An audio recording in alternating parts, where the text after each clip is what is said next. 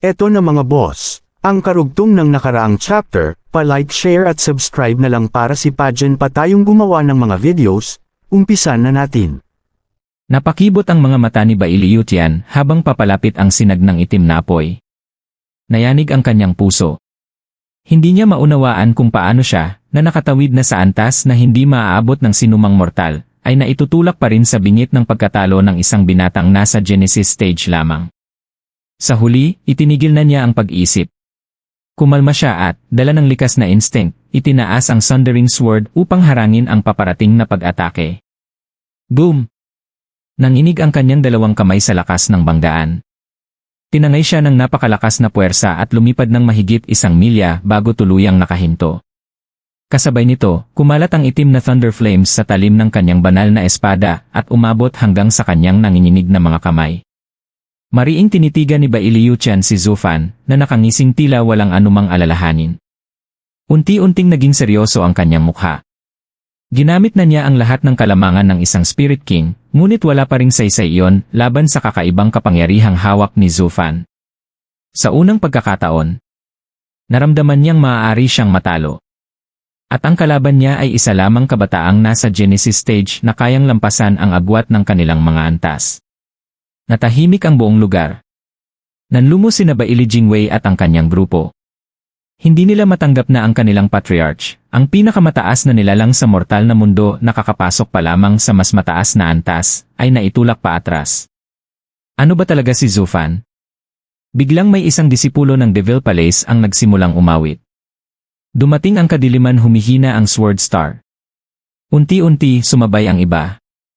Hanggang sa ang buong hanay ng Devil Palace ay sabay-sabay nang umaawit ng awiting kumalat sa buong 5 lupain. Lalong lumakas ang kanilang tinig. Lalong nag-alab ang kanilang espiritu. Ang kanilang Dark Demon Lord. Ang kanilang Palace Lord. Ang siyang dudurog sa imperyong hindi pa kailanman natalo. Umalinggaw ang kanilang sigawan sa buong larangan. Narinig iyon ni Baili Jingwei. Lalong dumilim ang kanyang mukha habang mariin niyang kinagat ang kanyang mga ngipin. Samantala, nag-aalinlangan na rin ang mga sundalo ng imperyo.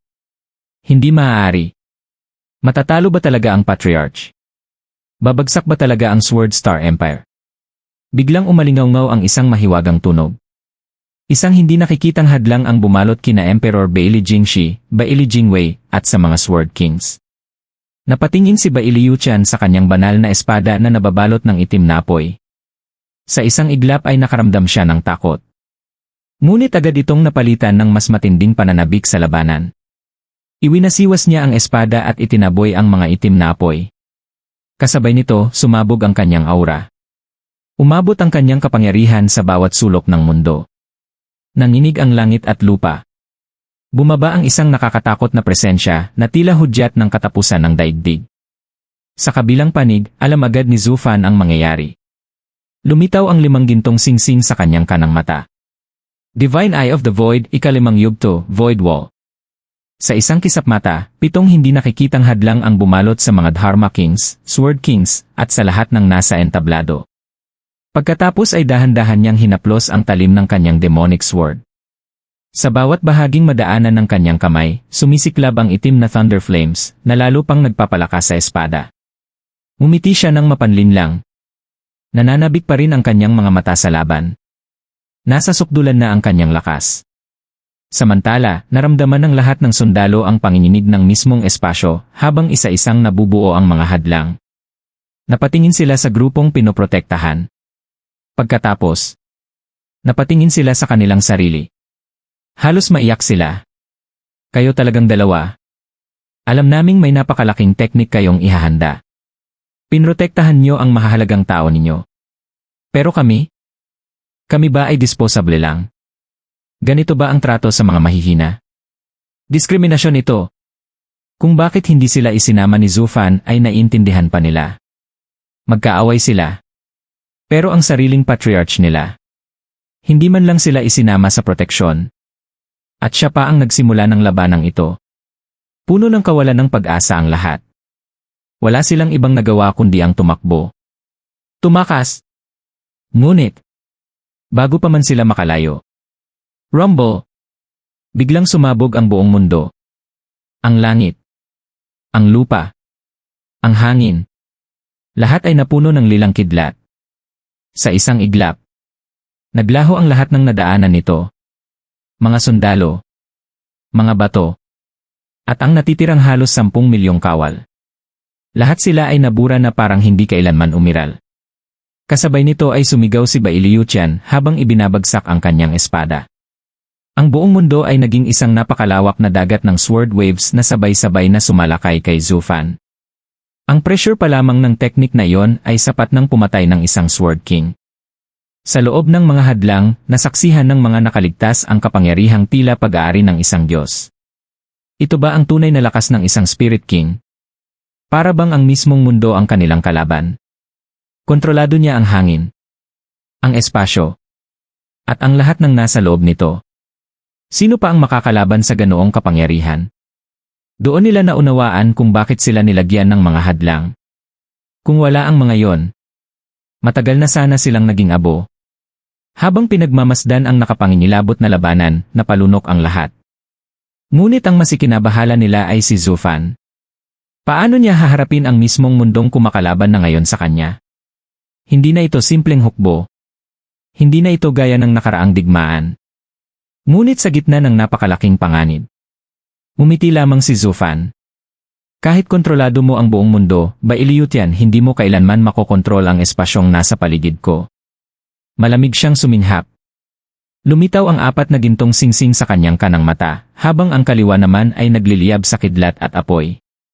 Divine Eye of the Void, ika-4 na yugto, Thunder Flame Space Crusher. Boom! Umalinggaw ang espasyong nakapaligid sa kanya. Napuno ito ng itim na Thunder Flames na bumuo ng sarili niyang madilim na mundo. Hindi siya isang Spirit King. Hindi niya kayang kontrolin ang buong kalawakan. Ngunit ang maliit na espasyong iyon ay ganap na nasa kanyang kapangyarihan. Isa-isang sumugod ang mga lilang Thunder Blades. Ngunit sa sandaling makapasok ang mga ito sa kanyang madilim na espasyo, lahat ay nabura. Napasingkit si Bai Liuqian. Nang makita niyang walang epekto ang malawakang pag-atake, agad niyang binago ang estratehiya. Tinipon niya ang lahat ng kanyang lakas sa isang punto. Sa isang malakas na paghampas. Isang napakalaking lilang sword wave ang humiwa sa kalangitan. Mahigit 300 metro ang laki nito at lalo pang lumakas habang hinihigop ang mga kidlat na nadadaanan. Layunin nitong wasakin ang hindi matinag na depensa ni Zhu Fan. Ngunit hindi rin nagpahuli ang Soaring Sword Art. Nagliyab sa pula ang kanang braso ni Zhu Fan. Kasabay ng lakas ng kilin, buong puwersa niyang ibinagsak ang kanyang espada. Isang napakalaking itim na sword wave ang sumalubong. Nagdadala ito ng kamatayan at nakapangingilabot na presensya. Rumble! Nagbanggaan ng 2 dambuhalang sword waves. Sumabog ang buong mundo. Nagkalat ang lilang kidlat at itim na thunder flames na tila mga bumabagsak na bulalakaw. Lalo pang nadurog ang dati ng wasak na paligid.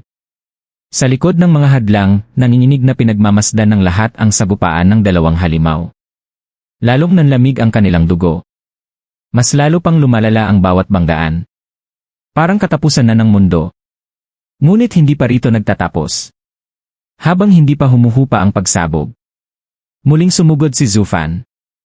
Hawak ang kanyang demonic sword, mabilis siyang lumipad patungo kay Bai Liuqian. Patuloy pa ring aktibo ang Thunder Flame Space Crusher, ngunit sa pagkakataong ito ay hindi niya ito ibinalot sa sarili. Sa halip, ginawa niya itong isang milyang haba na itim na dragon. Nakatayo siya sa ulo nito habang buong bilis na sumusugod.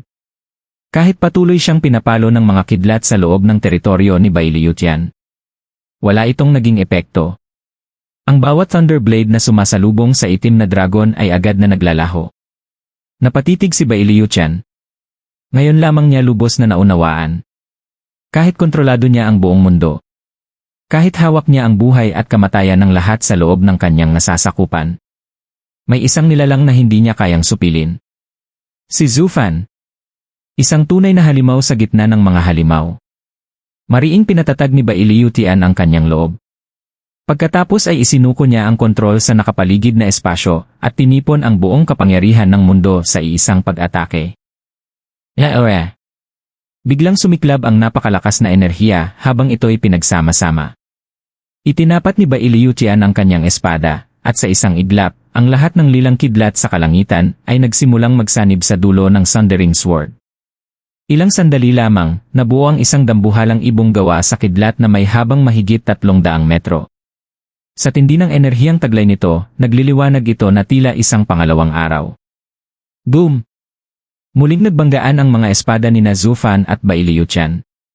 Ngunit sa pagkakataong ito, hindi na lamang sariling lakas ang kanilang pinagbabatayan. Pareho nilang itinulak ang kanilang kapangyarihan sa sukdulan. Pinatindi ni Zufan ang kanyang lakas gamit ang Divine Eye of the Void at ang mapanirang Thunder Flame, na halos 3 ulit na pinalakas ang kanyang puwersa. Samantalang si Bailiutian ay ginamit ang buong kapangyarihan ng isang Spirit King, kasama ang kontrol niya sa buong mundo, upang pagsamahin ang lahat ng kidlat sa dambuhalang ibon, isang 10 ulit na pagtaas ng kanyang lakas. Kung ang kalat na kapangyarihan ng Invincible Sword ay kaya pang salagi ni Zufan, ang buong lakas nitong pinagsama-sama ay ibang usapan. Hush! Tinangay si Zufan kasama ang kanyang itim na Thunder Flame Dragon ng halos 2 milya ang layo. Samantalang si Bailiutian ay umatras lamang ng kalahating milya. Pagkatapos ay muli silang sumugod sa isa't isa. Umalinggaw ang buong kalangitan habang ang itim na dragon at ang lilang ibong kidlat ay paulit-ulit na nagbabanggaan. Sa loob lamang ng ilang sandali, mahigit 100 beses nagsalpukan ang kanilang mga espada, at bawat banggaan ay nagpapayanig sa buong mundo. Nanlumo ang lahat ng nakasaksi. Ang 2 taong ito ay may kapangyarihang pumatay ng milyon-milyong sundalo sa bawat pag-atake. Sila mismo ay mistulang mga sandata ng malawakang pagkawasak. Walang taong dapat magkaroon ng ganitong uri ng kapangyarihan. Marahil kaya hindi maaaring magsabay na umiral ang 2 halimaw na ito sa isang mundo. Pareho silang lumalaban ng walang anumang pagtitipid. Sa wakas, tumigil ang sunod-sunod na pagsabog ng ang isa sa kanila ay bumagsak sa lupa, lumilikha ng napakalaking bungangang may lawak na 12 ng milya. Kinabahan ang kampo ni Dan Qingshen, habang nagsigawan naman sa tuwa ang panig ni Baili Jingwei. Ang bumagsak ay si Zufan. Unti-unti siyang bumangon mula sa ilalim ng mga guho, dumura ng dugo, at mabigat na humihinga.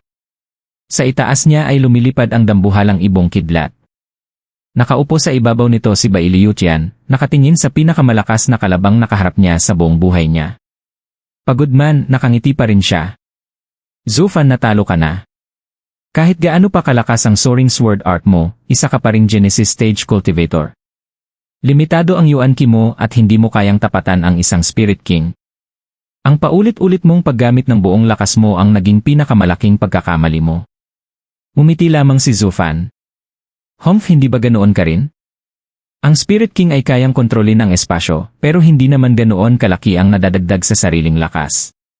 Ang ginawa mong ituon ang lahat ng kontrol sa iisang lugar ay mas mabilis na umubos ng Yuan Ki mo kaysa sa akin. Bukod pa roon, gaano katagal pa kakayanin ng matanda mong katawan ang ganitong kapangyarihan? Taya ko, halos hindi ka na nga makagalaw. Napangiti si Bailiutian habang bahagyang nanginginig ang kanyang katawan at lumalagitik ang kanyang mga buto. Bakit mo pa iniintindi yon? Ako pa rin ang nakatayo habang ikaw ang nakaluhod. Tumingin siya sa liwanag na bumababa mula sa langit, ang daang magdadala sa kanya sa bagong mundo. Kapag natapos na kita, wala na akong anumang pagsisihan sa pag-alis. Dahan-dahan niyang itinaas ang mabigat na Sundering Sword, handa nang tapusin ang laban. Tahimik na nanood ang lahat. Ngunit mumiti si Zufan ng kakaiba. Hindi pa oras para umalis ka ni. Bigla niyang isinaksak ang demonyong espada sa lupa. Thunder Flame Dragon Nest. Sa isang iglap, bumulwak ang napakalawak na dagat ng itim na enerhiya. Umalinggaw ang walang katapusang dagundong ng mga dragon, habang libu-libong itim na Thunder Flame Dragons ang lumipad mula sa lupa at sabay-sabay na sumugod kay Bailiutian at sa kanyang ibong kidlat. Mabilis na nilamon ng kadiliman ang buong kalangitan. Napangisi si Zufan. Invincible Sword, hindi mo dapat ibinuhos ang lahat ng kontrol mo sa sarili mo lamang. Mayroon akong domain, so nang bitawan mo ang kontrol sa paligid, naging akin ang lugar na yon. Ngayon nasa loob ka ng Dragon Nest ko. Tingnan natin kung makakalabas ka pa. Sabay-sabay na nagbuga ng itim na apoy ang libu-libong dragon, unti-unting kinakain ang dambuhalang ibong kidlat. Ngunit malamig lamang ang ngiti ni Bailiutian. Isang simpleng dumain lang, akala mo mapipigilan ako. Bigla niyang pinakawalan ang buong lakas ng ibong kidlat. Boom! Sumabog ang Dragon Nest. Naglaho ang lahat ng kadiliman at muling sumikat ang araw sa wasak na larangan. Ngunit, hindi na nakapag-react si Bai Liuqian.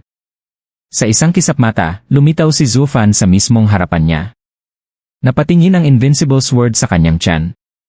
May manipis ngunit malalim na butas na tumagos mula sa ibong kidlat hanggang sa sarili niyang katawan. Unti-unti ring nilalamon ng itim na thunder flame ang kanyang ibabang bahagi. Malamig na nagsalita si Zhu Fan. Sinabi ko na sa iyo ang aking sword arts ay para sa paglamon. Hindi ginawa ang Dragon Nest para unti-unti kang ubusin. Ginawa iyon para takpan ang iyong mga pandama. Alam kong bilang isang Spirit King, kaya mong kontrolin ang buong espasyo. Kaya naghihintay lang ako ng pagkakataong mawala ang iyong pagbabantay. At nang ituon mo ang lahat ng kapangyarihan mo sa sarili mo na wala ang pinakamalaking bentahe mo. Kaya sinamantala ko ang sandaling iyon. Nanginginig ang kilay ni Bai Liuqian habang lumilingon kay Zhu Fan. Tumingin siya sa liwanag sa kalangitan. Hindi pa siya handang umalis. Ngunit wala na siyang magagawa. Mariin niyang kinuyom ang Sundering Sword, saka ito ibinato kay Zhu Fan. Zhu Fan, panalo ka. Ikaw ang dapat makarating sa Devil Mountain. Dalhin mo ang Sundering Sword. Abutin mo ang sukdulan. At huwag mong dumisan ang espadang iyan. Pagkasabi nito, ipinikit ng Invincible Sword Bai Liuqian ang kanyang mga mata. Unti-unti siyang nilamon ng Thunder Flame hanggang sa tuluyang maging abo. Tahimik na sinalo ni Zhu Fan ang nanginginig na Sundering Sword. Ramdam niya ang dalamhati ng banal na espada sa pagkawala ng amo nito. Napabuntong hininga siya. Invincible Sword, isa kang karapat-dapat na kalaban. Samantala, sa Sacred Domain, sa loob ng isang maliit na kubo, isang binata ang tahimik na naglalaro ng chess. Habang ilalapag na sana niya ang isang piyesa, bigla itong nanginig at nalaglag mula sa kanyang kamay. Napabuntong hininga siya. Nawala na siya. Ang Spirit King sa Mortal Domain tuluyan ng naglaho. Sayang ilang sandali na lang sana ay makakarating na siya sa mundong matagal na niyang pinapangarap. Tumayo ang aninong nasa tabi niya. Hindi kaya tulad lang ito ng dati. Noon ay tila humina lamang ang kanyang presensya. Umiling ang binata. Hindi. Sa pagkakataong ito tuluyan na siyang namatay. May pumatay sa kanya bago pa siya makarating rito. Nanlaki ang mata ng kasama niya. Ibig mong sabihin may dalawang Spirit King sa Mortal Domain? Hindi. May isang tao na lumampas sa pagitan ng mga cultivation stage upang patayin ang isang Spirit King. Napanganga ang lalaki. Pumatay ng Spirit King habang mas mababa ang cultivation. Hindi pa nagyayari iyon sa buong kasaysayan. Napangiti ang binata. Matagal na sana siyang bumalik rito. Ngunit pinili niyang manatili. At mayong gusto na niyang bumalik ni. May isang taong pumigil sa kanya. Pak! Mariing inilapag ng binata ang piyesa ng chess. Pagkatapos ay humalakhak siya ng nakakakilabot. Isang tawang sapat upang palamigin ang kaluluwa ng sinumang makarinig nito. P-Patriarch. Napaluhod si Bai Lijingwei habang nanghihina ang kanyang mga binti. Puno ng lubos na kawalan ng pag-asa ang kanyang mukha. Nabingi sa katahimikan ang buong kampo ng Sword Star Empire, habang ang emperador ay tuluyang nawalan ng malay. Ang haligi ng kanilang imperyo, ang kanilang Diyos, ang Patriarch, ang Invincible Sword ay tuluyan ng namatay. Hindi ito maaaring mangyari.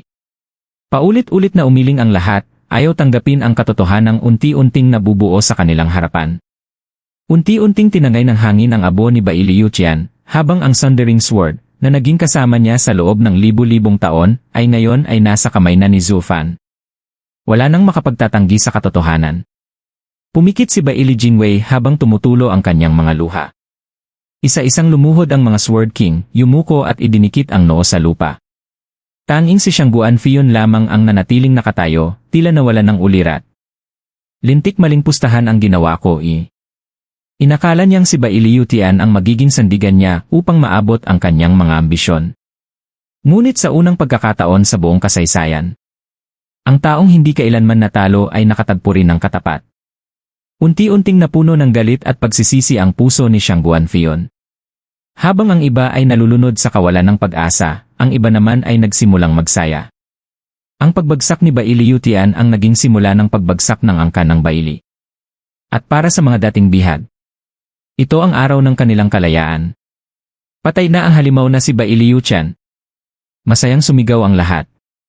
Napatingala si Zither Sword King sa unti-unting pagsikat ng bagong umaga. May ngiti sa kanyang labi habang marahang nagsalita. Nilamon ng kadiliman ang mga bituin at nagbigay daan sa isang bagong bukang liwayway. Hindi ko kailanman inakalang masasaksihan ko ang araw na ito. Napaluha naman si Liu Mubai. Ang puot na matagal niyang pasan para sa kanyang angkan. Ang pasakit na dala niya sa loob ng 1,000 taon. Sa wakas ay nagkaroon ng katapusan.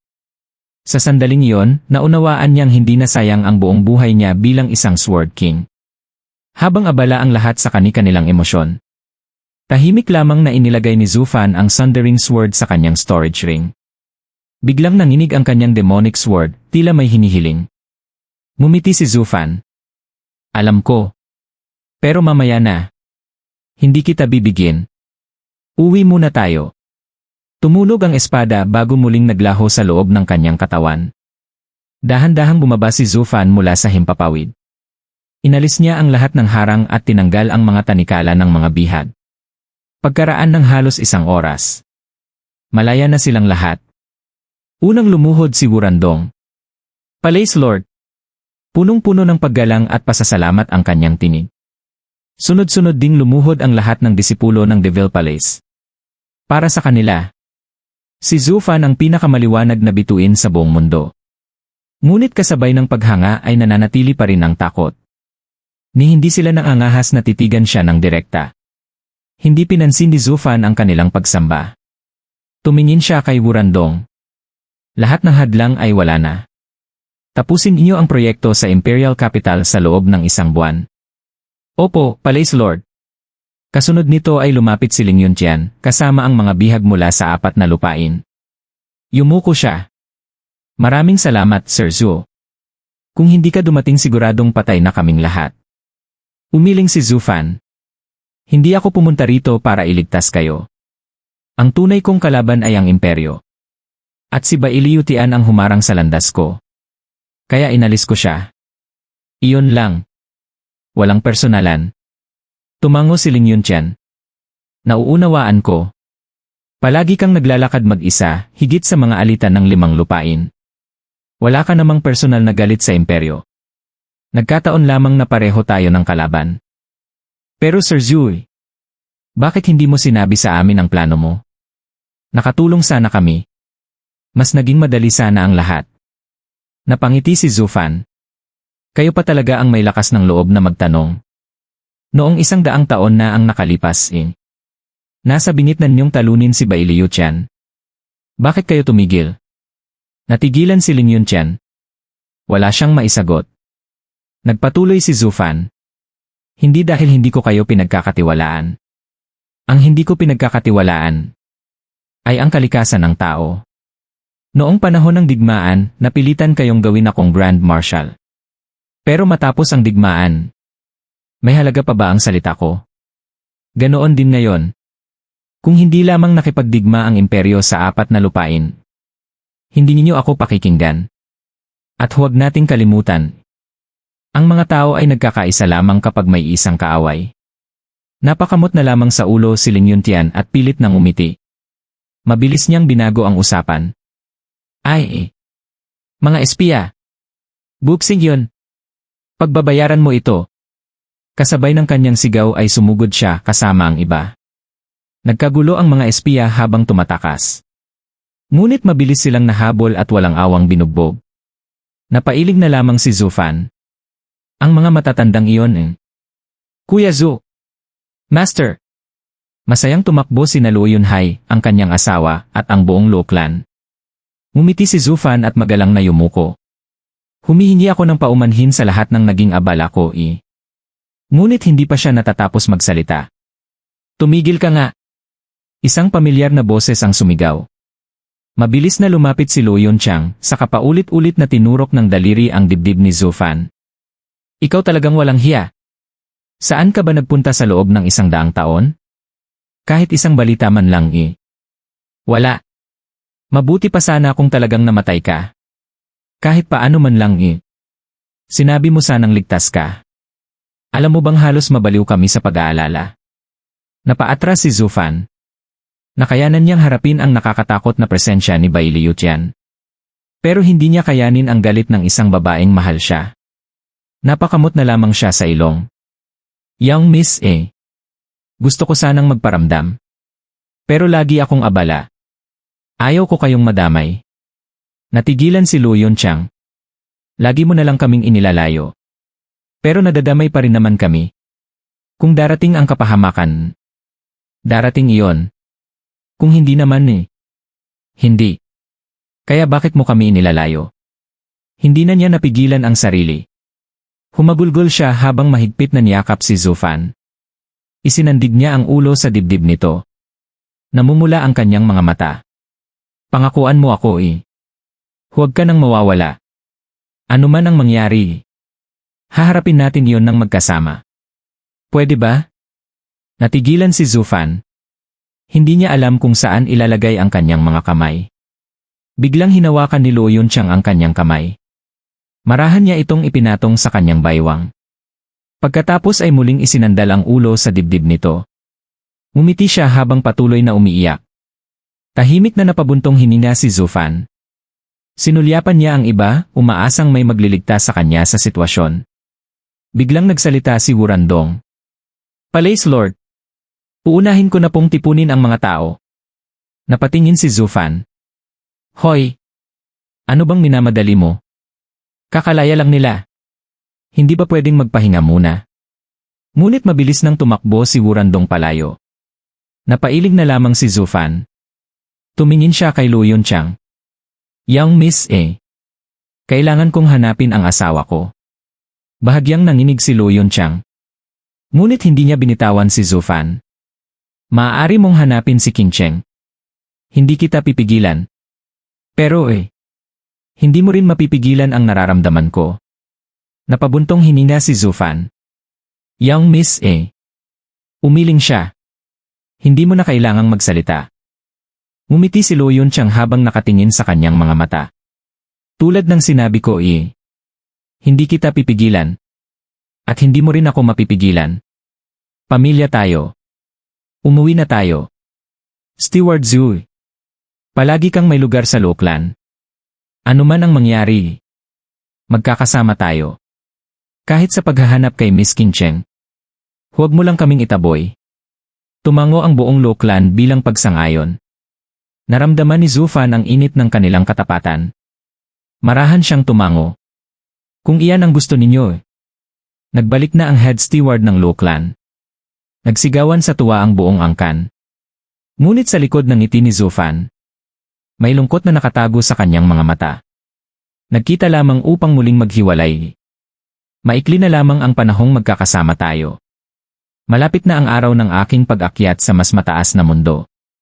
Bigla, may isang malakas na sigaw ang umalingaw-ngaw. Tumigil kayo. Huwag niyo siyang galawin. Kung may problema kayo sa kanya, ako ang harapin niyo. Napakunot no si Zufan. Lumingon siya sa direksyon ng sigaw. At dahan-dahang naglakad patungo roon. Bam! Sinipa ng isang bilanggo ang malaking lalaki at bumagsak ito sa lupa bago siya nilait. Ha ha ha! Ganito na lang ba ang sinapit ng makapangyarihang Sword King? Ha ha ha! Tumigil kayo! Sumuko na kami! Ano pa ba ang gusto ninyong gawin? Sigaw ni Baliyuyu habang mariing nakatitig sa kanila. Ngumisi ang binata at binigyan siya ng malaswang tingin. Anong gusto namin? Hindi ba't kayong mga Sword King ang laging mataas ang tingin sa sarili? Ngayong patay na ang Invincible Sword, wala na kayong maasahan. Ang tanging paraan para mabuhay kayo ay ang sumunod. Kung hindi, ano? Biglang may bakal na kamay na pumisil sa kanyang pulsuhan. Nang lingunin niya ito, namutla siya. Marshal Zhou, na ihanda na po namin ang lahat ng mga bihag para sa inyo. Napatingin si Baliyuyu sa lalaking matagal na niyang pinapangarap sa loob ng 100 taon. Mabilis na tumibok ang kanyang puso. Napangisi si Zufan. Alam mo palang mga bihag ko sila. Kung may ibang makakita rito, iisipin nilang ikaw ang tumalo sa mga Sword King ng Central Area. Napakahusay mo naman pala. Hindi po. Kayo pa rin ang Grand Marshal ng 4 na lupain, gaya noong 100 taon ang nakalipas. Ginagawa lang namin ito para sa inyo. Humph! Napakagandang dahilan. Noon ay wala naman kayong ginawa para sa akin. Ngayong ako na ang nagwagi laban sa Central Area, saka kayo makikisawsaw. Isang kumpas lang ni Zufan at ibinato niya ang lalaki sa malayo. Hindi ko kailangan ang ganyang tulong. Agad na yumuko ang iba at tahimik na lumayo. Hindi na sila pinansin ni Zufan at humarap kay Baliyuyu na hindi pa rin inaalis ang tingin sa kanya. Isang pitik lang ng kanyang daliri at kusang naputol ang mga tanikala nito. Nakita kong wala kang ni isang sugat nang makalaban mo si Kiawer. Paano ka nahuli ng mga mahihinang taong iyon? Ako mismo ang nagselyo ng aking cultivation. Ikaw mismo. Nanalo ka at natalo kami. Ginamit ng mga yon si Kuya Lee upang takutin ako. Ano pa ang magagawa ko? O inaasahan mong magiging kasing tapang ako ng Patriarch at hahayaang pugutan mo ako ng ulo? Umiling si Zufan. Ang laban namin ng Patriarch ay isang marangal na tunggalian na inihanda sa loob ng 1 siglo. Wala kaming personal na galit sa isa't isa. Ginamit ko lamang ang imperyo para sa sarili kong layunin. Ngayong akin na ang imperyo, wala na akong ibang kailangan. Malaya na kayong umalis. Natigilan si Baliyuyu. Malaya. Hahayaan mo lang kaming umalis? Paano kung balang araw ay maghiganti kami? Mahinang natawa si Zufan. Sa lakas ninyong iyan? Huwag mo akong patawanin. Hindi ngayon pero sino ang makapagsasabing hindi sa hinaharap? Kahit sa hinaharap. Diretsahang putol ni Zufan. Dahil natalo ko kayong lahat ngayon, wala akong kinatatakutan sa hinaharap. Kung sakaling balang araw ay malampasan niyo ako, ibig sabihin lamang noon ay tumigil akong magsikap at karapat-dapat akong mamatay. Ang tunay na tao ay hindi natatakot sa hamon. Ako mismo ay isang humahamon. Hinahamon ko ang sarili ko upang maabot ang aking layunin. Kung may makahabol sa akin, kasalanan ko yon. Kung hindi, hindi ko sana kinailangang labanan ang Patriarch at matagal na sana akong namatay sa inyong mga kamay. Naging malabo ang mga mata ni Baliyuyu. Katulad ka ng Patriarch, hindi, masigit ka pa. Palaging ninanais ng Patriarch ang pinakamataas na tuktok, ngunit natatakot siyang may makahigit sa kanya. Hindi ka natatakot sa ganoon. Kaya ikaw ang nanalo. Bahagyang umiti si Zufan. Pinupuri mo ako ng sobra. Ang kinatatakutan ko ay isang bagay na hindi nyo maaabot. Ikinaway niya ang kamay. Dalhin mo na sila at umalis kayo. Maganda rin naman ang naging pagsasama natin noon. Isipin mo na lang itong pasasalamat ko. Matagal siyang tinitigan ni Baliyuyu bago iniutos sa iba na tanggalin ang mga gapos ng kanilang kasamahan. Ngunit biglang umugong ang langit. Zufan! Hush! Sa isang iglap, nasakmal ni Zufan ang leg ng sumugod, si Baili Jingshan. Gusto mong ipaghiganti ang Invincible Sword? Sinabi ko na sa inyo, wala pa kayong kakayahan. Pero dahil ikaw ang humamon, sasagutin kita. Mas lalo niyang hinigpitan ang hawak. Ako ay taong may prinsipyo. Kaya kong palampasin ang galit na kinikimkim ninyo. Pero sa sandaling kumilos kayo laban sa akin, pananagutan niyo ang inyong ginawa. Sandali. Mabilis na lumapit si Bailey. Sir Zhu, pakiusap pakawalan niyo ang Crown Prince. Kung kailangan niyong pumatay, ako na lang ang kunin niyo. Napatingin si Zufan. Bailey, maganda ang naging samahan natin noon. Tinulungan mo ako para sa ibang tao, ngunit utang na loob pa rin yon sa akin. Ngunit bakit handa mong ibuwis ang buhay mo para sa Crown Prince? Huminga ng malalim si Bailey. Noong 100 taon na ang nakalipas, alam niyang ikaw ang pinatakas ko, ngunit hindi niya yon isiniwalat kahit kailan. Tinupad niya ang pangakong iyon sa loob ng 1 siglo. Dahil doon, itinuring ko siyang tunay na kaibigan. Tumaas ang kilay ni Zufan. Naisip mo bang baka may sarili lang siyang dahilan? Your Highness, marunong ka ring gamitin ang utang na loob para sa sarili mong kapakinabangan. Tahimik na nagsalita si Bailey Jingshan. Bilang Crown Prince, natutunan kong ang pamumuno ay negosyo. Noong sinunog mo ako ng itim na apoy, iniligtas ako ng Thunder Sword King sa pamamagitan ng pagputol ng aking braso. Kung ako mismo ang gumawa noon, matatapos na ang lahat. Mawawala ang karapatan ko sa trono. May narinig ka na bang isang pilay na naging emperador? Kaya iniligtas niya ang aking buhay at ang aking kinabukasan. Kalaunan, tinulungan ko silang itago ang lihim. Hindi dahil sa kabaitan, kundi para protektahan ang sarili ko. Napangisi si Zufan. Narinig mo? Hindi niya yon ginawa para sa'yo. Sa tingin ko, sapat na ang nabawi mong utang matapos mo siyang alagaan sa loob ng mga taong iyon. Bahagyang nanginig si Bailiyule, ngunit matatag ang kanyang tinig. Kahit ganoon pa man, kaibigan pa rin ang turing ko sa kanya. Kaya hinihiling kong patawarin mo siya. Tumango si Zufan. CJ. Dahil itinuring mo siyang kaibigan, ituturing ko ring kaibigan ang pakiusap mo. Ngunit minsan lang ito. At sa susunod siguraduhin mong may sapat ka ng lakas bago mo ako hamunin. Binitiwan niya si Baili Jingshan at naglakad palayo. Pagkalipas ng isang buwan, aalis na ako sa mundong ito, patungo sa lugar na matagal nang minimithi ng inyong patriarch. Kung may gustong sumama, malugod ko kayong tatanggapin. Kulang pa ako sa tao. Napasimangot si Baili Jingshan. Ano ba talaga ang balak niya? Gusto ba niyang mapasama kami sa kanya matapos niyang patayin ang patriarch? Ile! Umiling si Baliyuyu habang mahina siyang ngumiti. Ang patriarch at si Zufan ay naglaban bilang tunay na mga mandirigma. Nang mamatay ang patriarch, wala siyang kinimkim na galit. Sa pagitan ng mga tunay na cultivator na patuloy na humahamon sa mas mataas na antas, wala talagang puwang ang personal na puot. Your Highness, hanggat hindi mo inaalis ang galit sa puso mo, hindi ka kailanman lalakas. Tingnan mo ang sarili mo. Pagkaraan ng 100 taon, hindi mo pa rin matalo si Nayelin at Aoyang Changqing, mga taong dati mong nalampasan. Hindi ang pagkawala ng isang braso ang nagpahina sa iyo, kundi ang puot na kinimkim mo sa loob ng isang siglo. Napapikit si Baili Jingshan. Sa isip niya, puro galit lamang ang nanatili sa loob ng 100 taon. Unti-unti niyang naunawaan. Ang unang hakbang upang maging tunay na malakas ay ang bitawan ang puot at ituon ang paningin sa pinakamataas na tuktok. Palihim na umiti si Baliyuyu. Tayo rin pupunta tayo sa mundong matagal ng minimithi ng patriarch. Kahit paano, mapapanatag natin ang kanyang espiritu. Ngunit napailing si Bailiyule. Hindi gusto mo lang talagang manatili sa tabi ng batang iyon. Samantala, sa kabilang panig ng labanan, sina Emperor Baili Jingshi, Baili Jingwei, Buxingyon, at ang iba pang mga espiya ay tinutulak, minumura, at binubugbog ng mga tao. Napakunot ang noo ni Luo Yunhai. Bilangguman sila, nananatili pa rin silang emperador at punong ministro.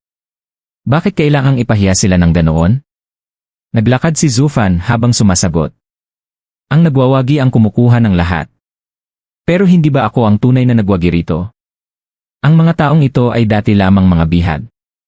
Ngayon ay umaasta na sila ang may kapangyarihan. Lumapit si Luo Yunhai. Kuya Zuo, si Baili Jingwei ay tuso at masama, pero hindi niya kailanman yurakan ang ating dangal. Hayaan niyo kami na ang humawak sa kanya.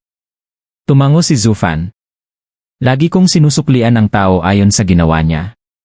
Maaaring patayin ko siya ngunit hindi ko siya ipapahiya. Ikaw ang clan head.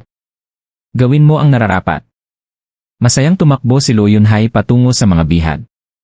Napailing si Zufan at napangiti.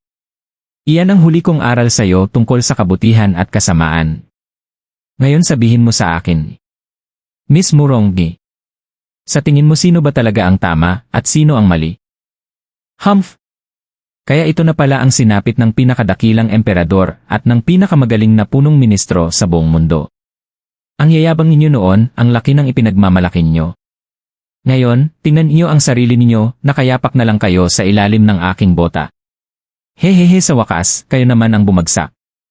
Panahon na naming paglaruan ang mga dating dakilang pinuno. Hahaha! Bang! Mahigpit na naggangalit ang mga pangani na Baili Jingwei at ng kanyang mga kasamahan, ngunit wala silang sinabi. Tahimik nilang tiniis ang lahat ng pang-aabuso, pisikal man o emosyonal. Habang lalo pang nagiging marahas ang mga tao, dumating si Luo Yunhai upang pigilan sila. Kahit napaurong ang mga ito, umalis pa rin silang nakangisi ng may paghamak, tila ba mga hamak na nakatikim ng pambihirang tagumpay. Umiling si Murong Xue, halatang nadismaya. Ang mga taong ito, noong oras ng kapahamakan, ay iniwan nila ang sarili nilang mga kababayan at tumakas sa kanilang tungkulin. Ngunit ngayong nanalo sila, akala mo kung sino kung magmalaki habang pinapahiya ang natalong kalaban. Kahit si Baili Jingwei, ang pinakamapanganib na utak at mortal nating kaaway, hindi kailanman bababa sa ganitong antas. Napangiti lamang si Zhu Fan habang naglalakad palayo. Bahagyang kumislap ang kanyang mga mata. Ang kabutihan at kasamaan ay nagsisimula sa puso ng tao. Sa mundong ito, sino ba ang tunay na kayang pigilan ang sarili niyang likas na pagnanasa? Hahahan! Tuluyan nang bumagsak ang imperial na kabisera. Maliban kina Shangguan Fion at sa mga espiya, na dinala ng mga pinuno ng ibang lupain, ang lahat ng natitirang bihag ay ipinagkatiwala sa Luo Clan. Mabilis na kumalat ang balita sa buong Sword Star Empire. Bumagsak ang imperyo. Bumagsak din ang Central Area. Dahil dito, tuluyang gumuho ang loob ng mga hukbong patuloy pang lumalaban sa tatlong lupain. Di nagtagal, nagtagumpay rin ang paghihimagsik sa silangang lupain, at muling naupo ang Shangguan Clan bilang pinuno nito. Sa wakas, bumalik ang kapayapaan sa limang lupain. Nagbalik ang mga Dharma King sa kani-kanilang tungkulin, habang isinantabi naman ni Zhu Fan ang lahat ng gawain at sumama sa Luo Clan upang magpahinga kasama ang kanyang mga mahal sa buhay. Halos mabaliw sa pag-aalala sina Luo Sifan at ang dalawa pang bata. Nang makita nilang ligtas ang kanilang mga magulang, hindi nila napigilan ang kanilang labis na saya. Samantala, nang mapansin ng matatanda ng Luo Alliance ang pagbabalik ng kanilang unang dakilang steward, sabay-sabay silang yumukod bilang paggalang.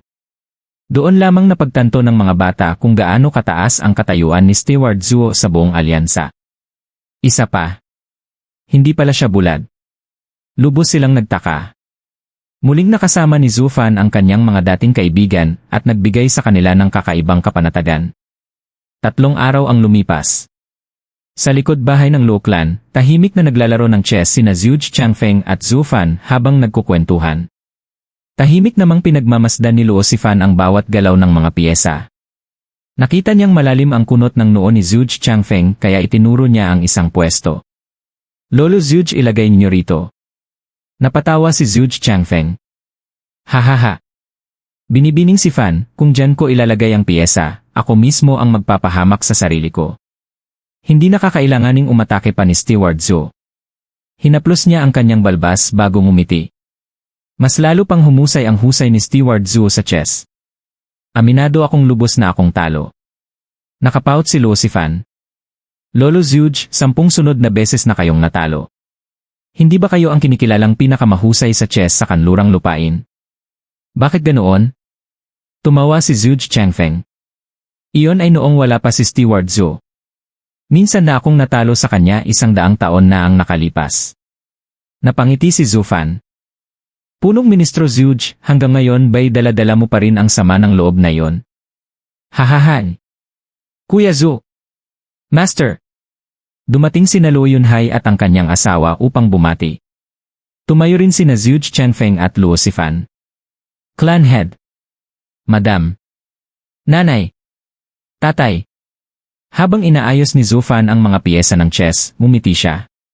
Yunhai, ikaw na ang Clan Head. Ako dapat ang dumadalaw sa'yo. Bakit napakaaga mong pumunta rito? Napakamot si Luo Yunhai habang tumatawa. Kuya Zhu, huwag niyo akong biruin. Hinding-hindi ko kayo utusan. Nabalitaan kasing maraming dati nating kaibigan mula sa kanlurang lupain ang gustong bumisita sa inyo. Maging ang mga Exalted. Napataas ang kilay ni Zhu Fan. Ang Exalted Double Dragons. Napatalo naman si Luo Sifan. Ang dalawang Exalted. Bihira silang magpakita sa mundo. Kahit ako ay hindi ko pa sila nakikita. At pupunta sila rito sa Luo Clan. Ngumiti si Zhu Changfeng. Natural lamang iyon. Tinalo ni Steward Zhu ang Invincible Sword, ang pinakamakapangyarihang tao sa buong mundo. Dahil narito siya sa Luo Clan, lalo pang tumaas ang katanyagan at prestihyo ng Luo Alliance. Sinasabi pa ngang ang Luo Clan na ngayon ang pinakamakapangyarihang angkan sa buong mundo, pumalit sa Baili Clan. Kaya kahit ang mga Exalted ay kailangang magbigay galang. Hindi na sila maaaring manatiling mapagmataas gaya noon. Napabuntong hininga si Luo Sifan habang nakatitig kay Zhu Fan na puno ng paghanga. Napakadakila talaga ni Uncle Zhu. Tumayo si Zhu Fan. Mga matagal na nating kakilala ang mga yon. Puntahan natin sila. Hindi ko na rin naman sila muling makikita. Sandali. Napalingon si Zhu Fan sa malakas na sigaw. Shuang-er, matagal na kitang hindi nakita. Ilang araw na akong narito sa Luoklan pero ngayon lang tayo nagkita. Saan ka ba nagpunta? Napangiti siya. Holy Maiden. Tumawa si Zufan. Nagtataka pa rin siya kung bakit hindi man lamang siya pinuntahan ni Shuang-er gayong alam nitong naroon siya. Ngumiti lamang si Luo Yunhai. Lumapit si Yun Shuang, hinawakan ang kanyang braso at nagsalita. Sumama ka sa akin. Bakit? Nais kang makita ng aming patriarch. Patriarch ninyo?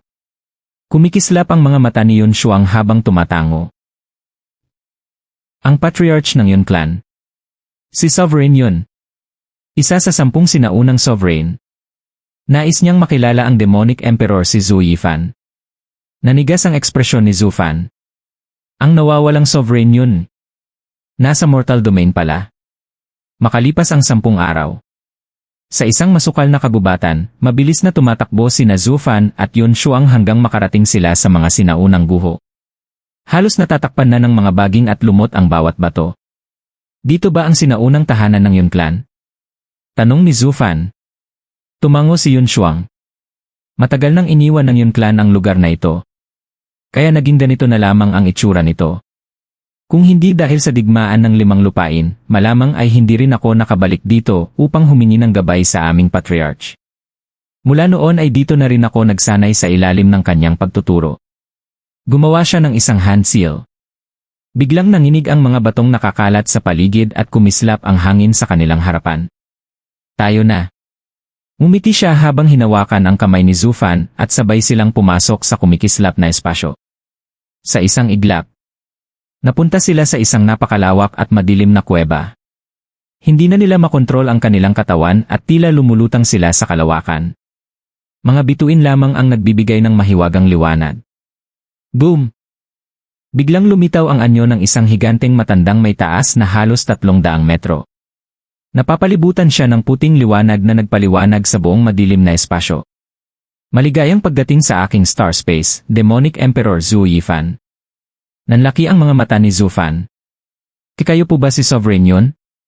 Agad siyang yumuko. Pagbati po, Senior. Yumukod din si Yun Shuang. Pagbati po, Patriarch. Umiling ang matanda. Hindi na kailangan. Isa lamang akong bakas ng aking tunay na sarili. Naging seryoso ang kanyang mukha. Demonic Emperor Zhu Yifan. Alam mo ba kung bakit kita ipinatawag? Hindi pa rin tumingala si Zufan. Hindi po. Pakiusap maliwanagan niyo ako, Senior. Malalim ang boses ni Sovereign Yun. Dahil may nawala sa'yo. At kung hindi mo yon mababawi mamamatay ka. Nagulat si Zufan. Ngunit nagpatuloy ang Sovereign. Hindi mahalaga kung ikaw lang ang mamatay. Ang mahalaga madadamay ang kapalaran ng lahat ng nilalang. Kapag nangyari iyon, babalot sa mundo ang matinding kapahamakan. Kaya kailangan mong mahanap iyon. Naiintindihan mo ba? Nag-isip sandali si Zufan bago nagtanong. Senior, ano po ba ang hinahanap ko? Mahigpit siyang tiningnan ni Sovereign Yun. Alam mo ang sagot. Ikaw mismo ang nakaalam. Lumalakad ka sa landas na lampas sa itinakda ng kapalaran. Hindi ko makita ang iyong hinaharap. Ngunit nakikita ko ang nakaraan ng iba. Subalit sa lahat ng taong ito ni ang iyong nakaraan ay hindi ko makita. Alam mo ba kung bakit? Tahimik na nag-isip si Zufan. Dahil ba sa bagay na yon? Tumango ang Sovereign. Ikaw lamang ang nakaalam kung ano ang kailangan mong hanapin. Pinapaalalahanan lamang kita. Biglang nagliwanag ang kanyang kamay. Lumitaw ang isang itim na bilog na bola, sa kanya ito inihagis kay Zufan. Ito ang World Bridge. Isang ika-6 na antas na sacred weapon na ginawa ko gamit ang lahat ng aking kapangyarihan.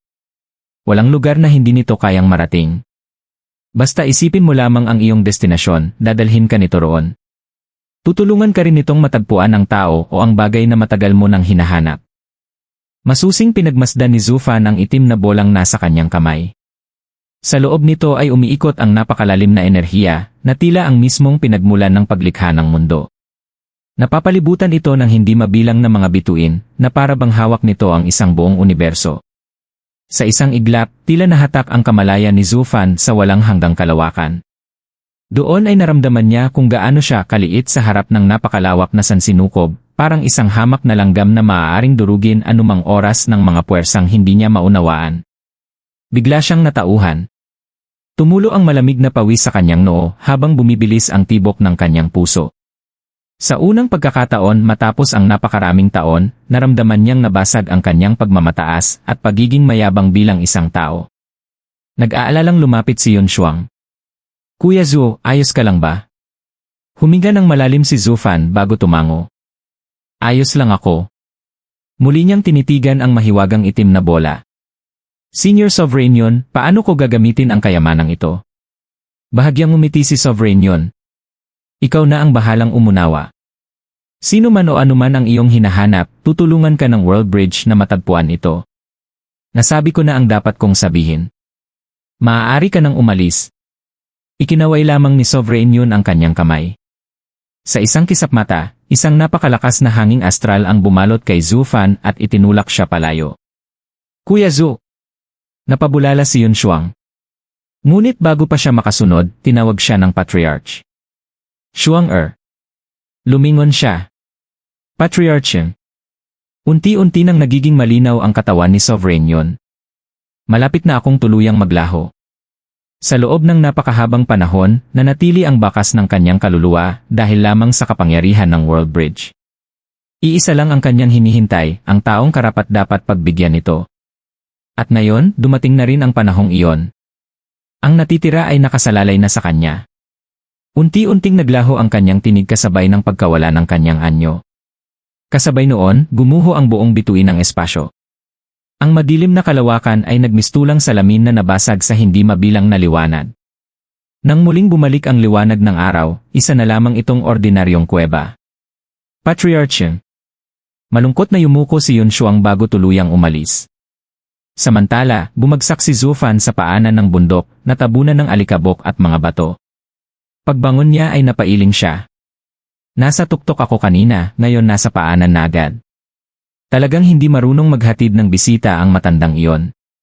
Napangiti si Yunshuang. Kuya Zhu, ayos ka lang ba? Ganyan talaga ang paraan ng Patriarch sa pagpapaalis ng bisita. Pinagpag ni Zufan ang kanyang kasuotan. Ayos lang. Pero ganoon ba talaga ang lahat ng Sovereign? Puro kakaibang ugali. Napahagikik si Yunshuang bago siya seryosong tumingin. Kuya Zhu, babalik ka na ba sa Sacred Domain? Pwede ba akong sumama? Napakunot ang noo ni Zufan. Bakit? Kailangan mo ng kasama. Maaari kitang tulungan. Sandaling natahimik si Zufan.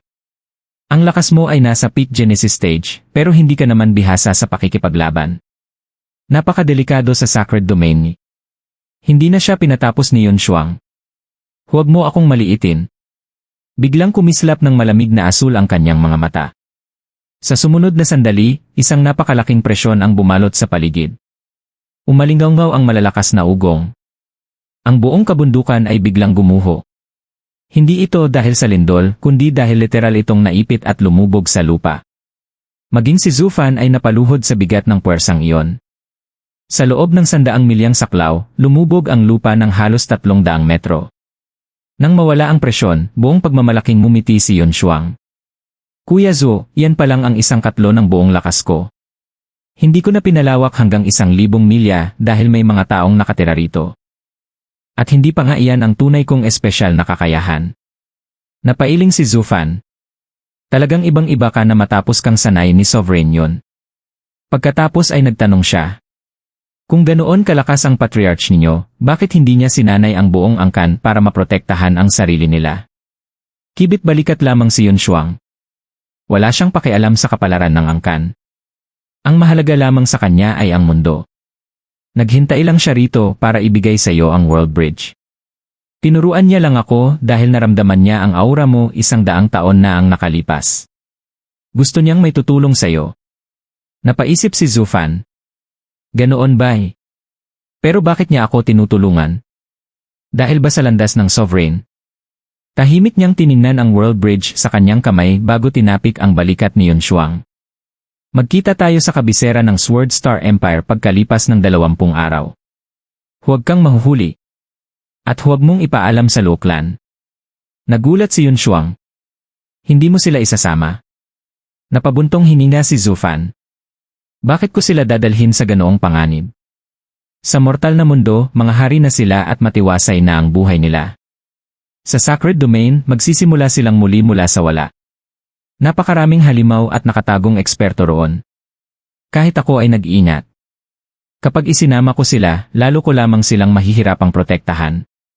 Tahimik na tumango si Yun Shuang. Ilang araw pa silang nanatili sa Luo Clan upang makipagkita sa kanilang mga dating kaibigan sa kanlurang lupain bago tuluyang nagtungo sa kabisera ng Sword Star Empire. Pagdating nila roon, halos lahat ng tinawag ni Zufan ay naroon na. Naroon si Nagu Santong, Kiao Yelin, ang mga Dharma King, sina Bailiuyu, Bailiulei, Baili Jingshan, at maging si Murong Xui. Nagulat si Zufan. Miss Murong, sasama ka rin? Tumango si Murong Xui. Lumawak na ang aking pananaw. Gusto kong makita ang mas mataas na mundo kung hindi ka tututol. Ngumiti si Zufan. Wala akong tutol. Problema ka na ng kapatid mo. Kung wala siyang reklamo, bakit pa ako? Nagtungo sila sa Thunder Pavilion. Tahimik na ang lugar. Wala na ang nakapangingilabot na kidlat noon dahil isang buwan na ang nakalipas ay tinatakan na ito ni Zufan. Lumingon siya kay Wurandong. Pagkaalis namin, ikaw ang magbabantay sa mortal na mundo. Kapag dumating ang hudyat ko, buhayin mo ang ikalawang malaking pormasyon. Naiintindihan mo ba? Mahigpit na yumuko si Wurandong. Malinaw na malinaw, Palace Lord. Wala na ang imperyo. Nakapaghiganti na ako. Ang tanging nais ko na lamang ay tuparin ang inyong utos. Tumango si Zufan. Bumuo siya ng mga hand seal. Biglang nanginig ang espasyo. Magkaisa ang lahat ng sining ng mundo.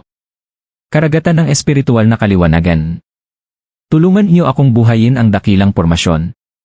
Buksan ang landas patungo sa langit. Gabayan niyo ako sa aking paglalakbay. Isang napakalakas na pagyanig ang bumalot sa 5 lupain. Nagsimulang kumislap ang napakalaking pormasyon na matagal nang inihanda ni Zufan. Mula sa dating Beastaming Sect ay sumiklab ang isang napakalaking haligi ng puting liwanag patungo sa kalangitan. Sunod-sunod ding nagliwanag ang Ultimate Clarity Sect, North Sea, Flying Cloud Manor, at iba pang mahahalagang lugar. 7 haligi ng liwanag ang sabay-sabay na sumiklab. Mula sa Sacred Domain ay rumagasa ang napakadalisay na espiritual na enerhiya sa pamamagitan ng World Wind Tunnels at pinuno ang buong pormasyon. Masayang tumawa ang Dragon Ancestor. Sa wakas, dumating na rin ang araw ng ating kalayaan. Sa Albist Mountain Range, umiti rin si Vaulting Konpeng habang pinagmamasdan ang 7 haligi ng liwanag. Lahat ay nangyari ayon sa plano ni. Isang planong inihanda sa loob ng napakahabang panahon. Sa gitna ng napakalaking puwersang iyon, muling bumuo ng hand seal si Zufan. Lahat ng landas ay magtagpo. Landas ng pag-akyat ni. Magbukas. Sa huling malakas na pagyanig ng buong mundo, sumiklab din ang Thunder Pavilion ng sarili nitong haligi ng liwanag. Sa itaas ng kalangitan, lumitaw ang nakasisilaw na lagusan ng liwanag, ang mismong daanang minsang tumawag kay Bailiu Tian bilang isang Spirit King. Sa wakas tuluyan nang nabuksan ang landas patungo sa Sacred Domain. Patak-patak. Tumutulo ang tubig mula sa kisam ng isang madilim na piitan habang bahagyang nanginginig ang lupa. Sa loob ng selda, tahimik na nakaupo ang isang pagod at gusgusing lalaki sa maruming higaan. Siya ay si Wenyong, dating prinsipe ng Tianyu, na ngayoy puno ng panghihinayang at kawalan ng pag-asa. Kalansing. Bumukas ang bakal na tarangkahan. Pagbati, kamahalan. Yumuko ang bantay habang papalapit ang emperador ng Tianyu, si Wenkong. Buksan niyo ang selda. Tahimik na pumasok si Wenkong at tumingin sa kanyang nakatatandang kapatid. Imperial na kapatid di. Nabalitaan mo na ba? Iyan ang tunog ng mga matagal kong kaibigang tuluyan ng umaalis. Sa kasamaang palad, bilang emperador, wala man lang akong maihandog na nararapat na pamamaalam. Napatingala si Wenyong. Sino ang aalis? Napabuntong hininga si Wenkong. Sina Zufan at ang buong Luo Clan. Pupunta sila sa mas mataas na mundo. Sa mundong kahit sa ating mga pangarap ay hindi natin maaabot. Ang magagawa ko na lamang ay ang hilinging maging ligtas ang kanilang paglalakbay. Napangisi si Wenyong. Kaya pala dumalaw mismo ang dakilang emperador. Para lang ipamukha sa isang traidor ang kanyang tagumpay. Kumampi ako sa Sword Star Empire, ang pinakamakapangyarihang imperyo noon. Pero winasak iyon ni Zufan. Ngayon, nahuli mo na ako. Wala na akong kakayahang lumaban. Patayin mo man ako o pahirapan na sa iyo na ang lahat. Malungkot na umiling si Wen Kong. Kung nangyari ito 100 taon na ang nakalipas marahil pinapatay na kita. Ngunit iba na ang lahat ngayon. Unti-unti kong naramdaman kung paano nawala ang tunay kong kapangyarihan habang lumalakas ang Luo Alliance. Nalugmok ako. Nang ibalik sa akin ni Luo Yunhai ang buong kapangyarihan bilang emperador, inakala kong matutuwa ako. Ngunit ang natagpuan ko lamang ay isang napakalalim na kawalan. Kawalan? Nagulat si Wen Yong. Tumango si Wen Kong. Ano nga ba ang halaga ng kapangyarihan? Dahil lamang dito, pinatay ko ang ating panganay na kapatid. Sinaktan ko ang ating ama. Naging sunod-sunuran ako ng iba. At nang wala na akong silbi, itinapon nila ako na parang basura. Nang ibalik sa akin ang trono umiyak ako. Para saan ba ang lahat ng ito? Mga hari ni, mga ministro, mga ama at anak. Nagpapatayan para lamang sa isang tao na sa huli ay mananatiling mag-isa. May luha ng tumulo sa mga mata ni Wen Kong. Ikalawang kapatid di. Paano ako naging ganoon kalupit? Ako, ang dating mataba at inosenteng ikatlong kapatid. Pumatay ako ng sarili nating ama. Pinatay ko ang panganay nating kapatid. At hinabol pa kita. Natigilan si Wen Yong. Ngunit hindi mo rin dapat isisi sa akin ang lahat. Ang tunay na pumatay sa ating amay ay ang Crown Prince. Ako ang dumating pagkatapos. At ako naman ang pumatay sa Crown Prince dahil sa krimen niyang pagpatay sa sariling ama. Nanlaki ang mga mata ni Wen Yong. Ano? Impossible. Akala ko ikaw ang pumatay sa kanilang dalawa. Iyon ang sinabi sa akin. Na nakipagsabuatan ka sa Luo Clan para maagaw ang trono. Yumiling si Wen Kong. Iyan ang katotohanan. Bilanggo ka na. Bakit pa ako magsisinungaling? Ipinaliwanag niya ang lahat. Plano ng kanilang ama na ipamana ang trono kay Wen Kong. Ginamit lamang ang Crown Prince. Ngunit dahil sa kasakiman, naunang kumilos ang Crown Prince. Samantala, nagtagumpay ang Luo Clan.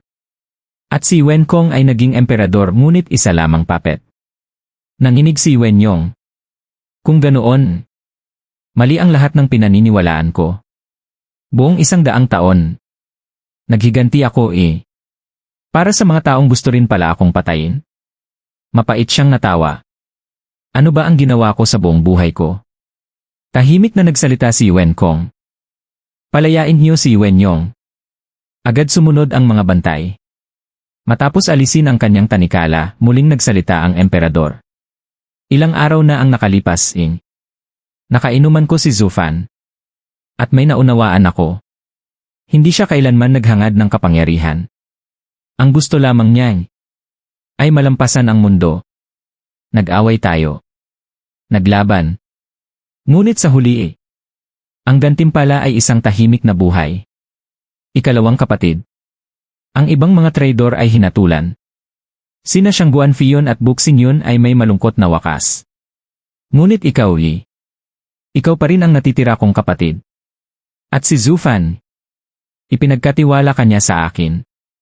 Wala nang iba pang nagmalasakit. Kaya ngayon, may natitira pang isang miyembro ang pamilya Yuan. Nag-aalinlangang nagtanong si Wen Yong. Hindi ka ba natatakot na balang araw ay bumalik ako para agawin ang trono?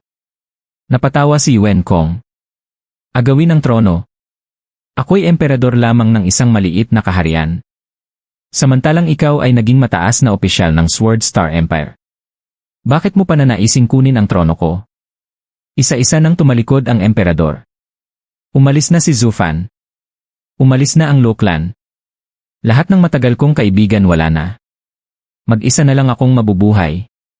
At kahit ibigay ko pa sa iyo ang trono, papayag ba ang Double Dragon Manor? Kung kaya mong talunin ang Double Dragon Manor, bakit mo pagugustuhin ang munting trono ko? Tahimik na pinanood ni Wen Yong ang pag-alis ng kanyang kapatid. Napayuko siya. Sa huli Wala rin palang saysay ang lahat. Dahil sa pagkiling ng kapalaran. Bakit pa nga ba ako lalaban? Unti-unti siyang naglakad palabas ng piitan. Parang sa isang iglap ay bumigat ang 100 taong pasan niyang buhay. Samantala, natapos na ni Zufan ang huling hand seal. Sa kanyang harapan ay nakatayo ang dambuhalang haligi ng liwanag. Humarap siya sa lahat. Ito na ang daan patungo sa mas mataas na mundo. Sumunod kayo sa akin. Pagdating natin doon, sundin niyo ang bawat sasabihin ko. Isang maling kilos lamang maaaring hindi na kayo muling makakita ng liwanag. Opo. Sabay-sabay na sigaw ng lahat. Lumapit si Ellen. Kuya, hindi ba ang itinayo nating pormasyon ay para sirain ang harang ng mortal na mundo? Bakit naging landas ito ng pag-akyat? Paano na sina Master at ang iba? Sumagot si Zufan. Maghihintay muna sila. Napakunot ang noo ni Ellen. Pero mahigpit ang tinig ni Zufan. Ellen ganoon ba kalaki ang tiwala mo sa sinabi ng matatandang iyon? Natahimik si Ellen. Nagpatuloy si Zufan. Lahat ng nalalaman natin ay galing lamang sa kanilang kwento. Sino ang makapagpapatunay na totoo iyon? Nasaksihan mo ang digmaan ng 5 lupain. Nakita mo ang tunay na kalikasan ng tao. Walang ganap na mabuti. Walang ganap na masama. Lahat ay lumalaban para sa sariling kapakanan. Kung pakakawalan natin ang matatandang halimaw na yon, masisiguro mo bang hindi nila tayo pagsisisihan? Tahimik si Ellen. Tinapik siya ni Zufan sa balikat. Mauuna muna tayo sa sacred domain. Kapag natiyak kong tama ang kanilang sinabi, utusan ko si Wurandong na buhayin ang recoil array. Ngunit kung nagsinungaling sila para sa kapakanan ng buong mundo mananatili silang nakakulong habang buhay. Hindi na nakapagsalita si Ellen. Bigla siyang itinulak ni Zufan papasok sa haligi ng liwanag. Ayos na. Tumigil ka na sa pag-aalinlangan. Sa isang iglap ay nawala si Ellen. Ngumiti si Zufan. Sino ang susunod? Ngunit bago pa may makasagot, isang pamilyar na tinig ang sumigaw. Ako. Napalingon si Zufan. Ay young miss. Galit na galit si Lu Yunchang. Masamang tao. Aalis ka na naman nang hindi kami isinasama. Hindi. Hindi ganoon Delikado kasi roon. Ngunit mumiti si Lu Yunhai habang papalapit. Kuya Zhu. Nangako tayong magkakasama. Wala kang karapatang iwan kami. Sa likuran niya ay nakatayo ang buong Luo clan. Pati ang libu-libong Genesis stage veterans. Maging sina Luo Sifan at ang mga bata. Napailing si Zufan. Hindi ba kayo natatakot? May iwan ang Luo Alliance. Ngumiti si Lu Yunhai. Kapag may pagtatapos may panibagong simula. Naitayo natin ang Luo Alliance rito. Kaya rin natin itong itayo sa sacred domain. Bata pa ako. May pangarap pa ako. Hindi ako natatakot. Sama-sama nating haharapin ang bagong mundo. Sasama kami sa inyo, Steward Zhu. Sabay-sabay na sigaw ng lahat. Napabuntong hininga si Zufan. Ngunit sa kaibuturan ng kanyang puso, napuno siya ng init at tuwa. Bubuka pa lamang sana siya ng bibig. Nang bigla siyang may nagtulak. Tama na ang usapan. Sabay-sabay na tayong umalis. May isang taong mahigpit na humawak sa kanyang kamay. At may matamis na ngiti siyang isinama si Zufan papasok sa haligi ng liwanag. Doon nagsimula ang kanilang paglalakbay patungo sa sacred domain, isang bagong kabanata, at simula ng mas dakilang alamat. Isa-isang naglaho ang lahat sa haligi ng liwanag. Nang tuluyan ng mag-isa si Wurandong, gumawa siya ng isang selyo gamit ang kanyang mga kamay, at dahan-dahang naglaho ang nakasisilaw na haligi ng liwanag. Kasabay nito, isa-isang naglaho rin ang 7 iba pang haligi ng liwanag na nakakalat sa 5 lupain. Napangiti si Wurandong habang nakatingala sa kalangitan. Mag-ingat kayo, Palace Lord. Hanggang sa muli, kapatid na Zhu. Sa di kalayuan, magkahawak kamay na nagbigay galang sina Wu Qingqiu at ang iba pa habang pinagmamasdan ang kanilang pag-alis. Gusto ko ring sumama at makita ang mas malawak na mundo, sabi ni Wu Qingqiu, pero Pero kailangan mong asikasuhin ang sekta, at ako naman ang aking angkan, tugon ni Shangguan Kinyan. Bukod pa roon, tayo ang inatasang magbantay sa napakalaking pormasyon na ginugol ni Zufan ng 100 taon upang buuin. Mahigpit niya tayong binalaan tungkol dito. Posibleng nakasalalay rito ang kanyang buhay. Tumango si Wu Qinkyu at mumiti. Tama. Napakalaki ng tiwala niya sa atin, hanggang sa ipinagkatiwala pa niya ang sarili niyang buhay. Kaya makikipagtulungan tayo sa Devil Palace upang bantayan ang engranding pormasyon. Hindi natin siya bibigyan. Malawak ang naging ngiti ng lahat. Habang puno ng paghanga at pagtitiwala nilang pinagmamasdan ang pag-alis ni Zufan sa Ultimate Clarity Sect, napansin ng Dragon Ancestor ang biglaang pagkawala ng mga haligi ng liwanag. Ano? Hindi pa naman ganap na nabubuksan ang Mortal Domain. Bakit bigla itong tumigil? Maya-maya'y napagtanto niya ang nangyari at galit na sumigaw. Lintik na bata! Naglakas loob kang iwan kami rito. Maghintay ka lang. Pagbabayaran mo ito. Sisiguraduhin naming babalik kang umiiyak at nagmamakaawang tulungan ka. Buwisit! Samantala, sa North Sea, sumilip mula sa karagatan si Heaven Sealing Sigi. Tuluyan na siyang umalis. Umiling siya habang nakatingin sa unti-unting pagkalma ng mundo. Mag-ingat ka, bata. Sino ang nakaalam kung kailan pa tayo muling magkikita? Muli niyang isinubsob ang napakalaking ulo sa ilalim ng dagat. Sa loob ng 100 taong kasama niya si Zufan, muli niyang naranasan ang init ng pakikisalamuha sa mga tao na matagal nang nawala. Ngayon, muli siyang naiwan sa walang hanggang pag-iisa.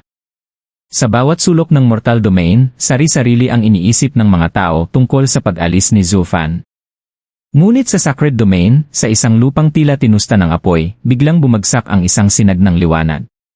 Isa-isang lumabas dito ang grupo ni Zufan. Agad silang sinalubong ng napakasiksik na espiritual na enerhiya. Dumaloy ito sa bawat himaymay ng kanilang katawan, dahilan upang kusang umagos ang kanilang Yuan Qi kahit hindi sila nagmumuni. Lahat sila ay natigilan. Ito ba ang mundong nais marating ng Patriarch? Napakalakas ng espiritual na enerhiya rito. Hindi lang ito katumbas ng isang minahan ng Sacred Stones, 10 beses pa itong mas makapal. Sa Mortal Domain, napakabihira ng Sacred Stones dahil sa pagkakaselyo ng mga minahan. Ngunit dito, isa itong tunay na paraiso para sa mga cultivator. Halos hindi maitago ng lahat ang kanilang pananabik. Ngunit naputol agad ang saya ni Bailiyuyu nang lumingon siya kay Zufan. Zufan, ito ba ang Devil Mao? Natigilan siya. Young Miss, dumating na tayo. Maaari mo na ba akong bitawan? Napabuntong hininga si Zufan habang nakahiga sa lupa. Mahigpit pa ring nakakapit sa kanya si Lo Yonchang. Nakangiti itong nakapikit. Hindi. Kapag binitawan kita, tatakas ka na naman. Hindi kita mahanap sa Mortal Domain noon. Mas lalo pa rito. Kaya hindi na kita pakakawalan. Bitawan mo na siya. Isang maputing kamay ang biglang humila sa kwelyo ni Lo Yonchang. Punong-puno ng selos si Bailiyuyu. Wala ka bang hiya? Yumayakap ka sa isang lalaki sa gitna ng araw. Steward ko siya. Ano naman sa iyo? Kung ayaw mo sa umaga, gusto mo ba sa gabi ko gawin? Ikaw, Lee. Tama na. Mahigpit na pinigilan sila ni Zufan. Tumayo siya at pinagpag ang alikabok sa kanyang damit. Makinig kayong lahat. Nasa Sacred Domain na tayo. Mula ngayon, huwag kayong basta-basta gagalaw o maghahanap ng gulo. Hindi natin kayang saluhin ang anumang problema rito. Naiintindihan ba? Seryosong tumango ang lahat. Nagpatuloy si Zufan. Una sa lahat, ang lugar na ito ay tinatawag na Sacred Domain. Kumpara sa Mortal Domain, mas mataas ang lahat dito, mga kayamanan, kapaligiran, at higit sa lahat, ang lakas ng mga cultivator. Naramdaman na ninyo kung gaano kakapal ang espiritual na enerhiya rito. Sa Mortal Domain, may tuturing ng henyo ang isang 12 taong gulang na nasa Bone Tempering Stage. Ang makaabot sa Profound Heaven Stage ay isa ng halimaw. Pero rito karaniwan lamang ang mga batang nasa Radiant Stage. Ang mas mahuhusay ay nasa Ethereal Stage.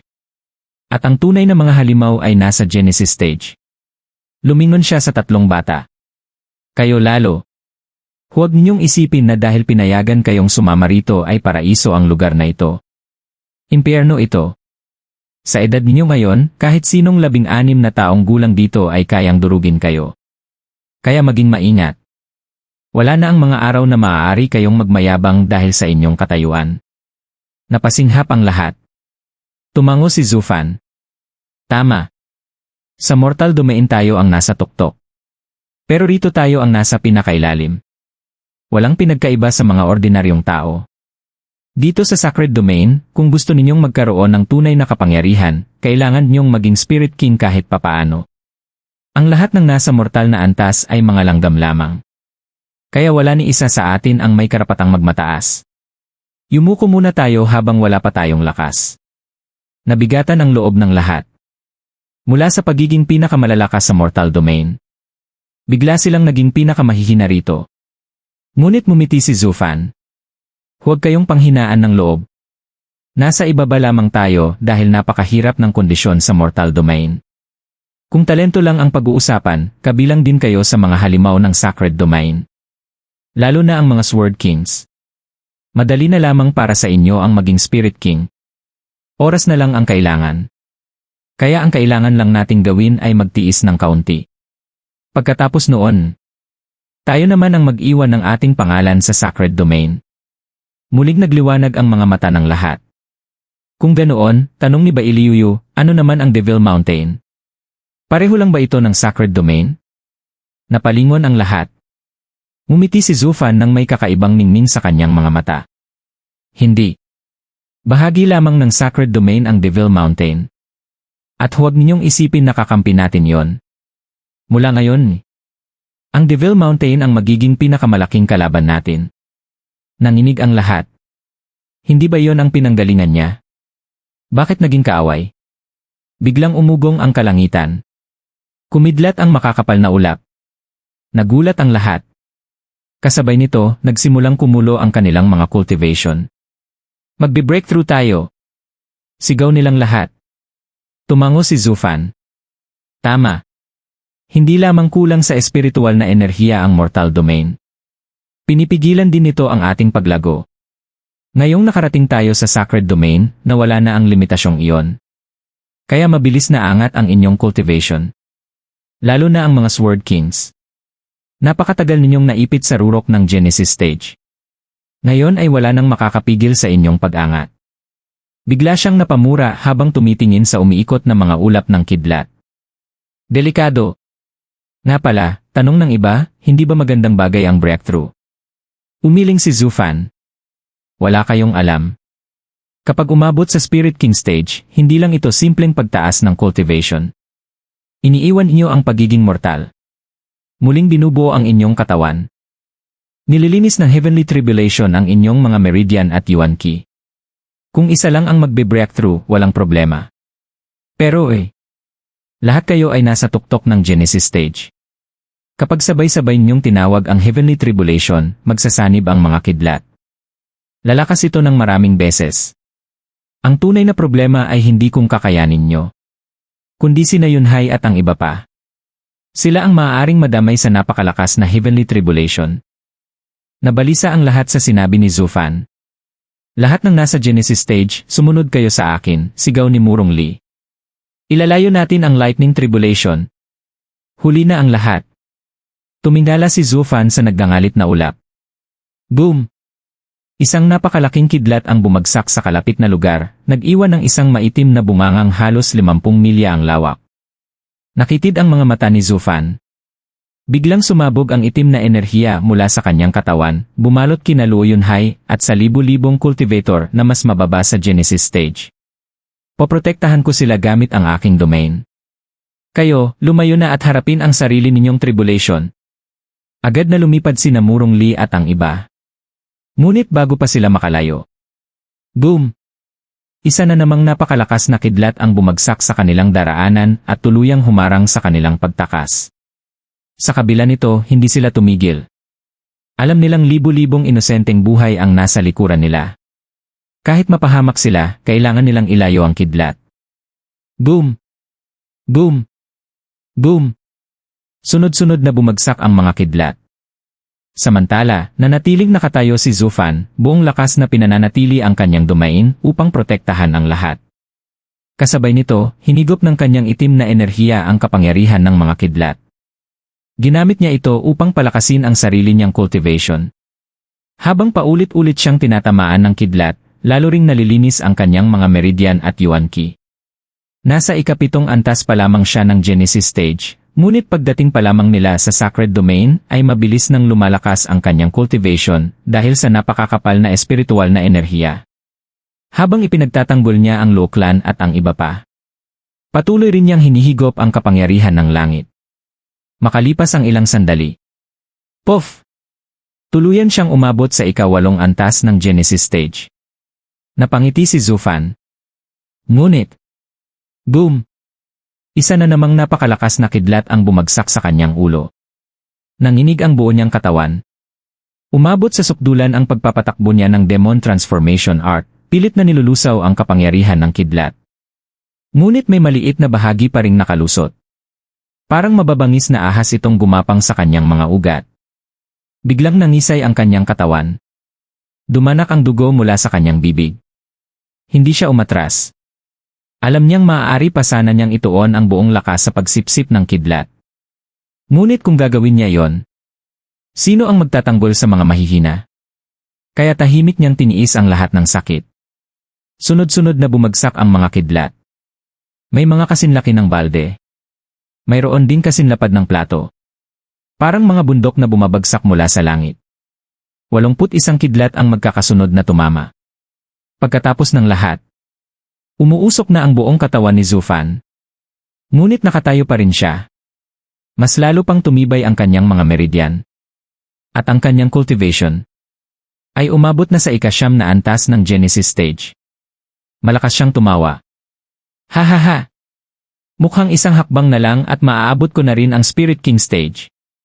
Tumingala siya sa unti-unting naglalahong mga ulap.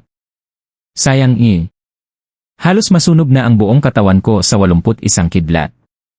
Kung susubukan kong mag-breakthrough sa Spirit King ngayon, malamang mamatay ako.